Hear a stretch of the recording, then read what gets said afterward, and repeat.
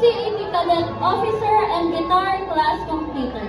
She is also the most studious, most patient, most organized, most vigorous, and analytical mind awardee.